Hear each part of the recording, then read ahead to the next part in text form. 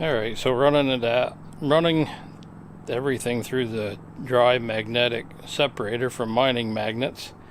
I got that much I need to pan and that much black sand. I knew after putting this stuff away or panning through it down to concentrates there wasn't a lot of black sand in it anyway, so that doesn't surprise me. I didn't run it through twice. Sometimes I do, but I didn't feel like taking the time to do that this time. So I'm gonna quick pan this out and let's see how much gold I tossed off into my concentrates, or you know what I'm saying.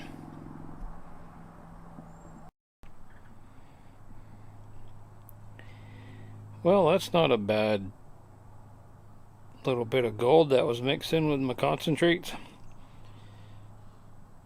Just don't forget, I don't pull everything out of my concentrates, so I was just getting the bigger stuff and the easy stuff to get.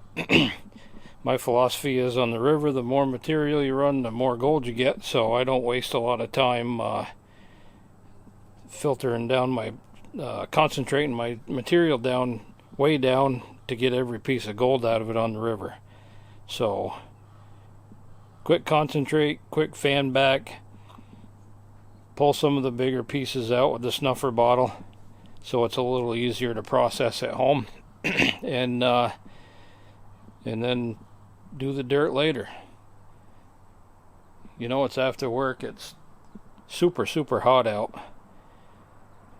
Most of this was done in my nice cool basement, so hey, win-win. I like messing around with the dirt. So thanks for watching. Y'all be cool.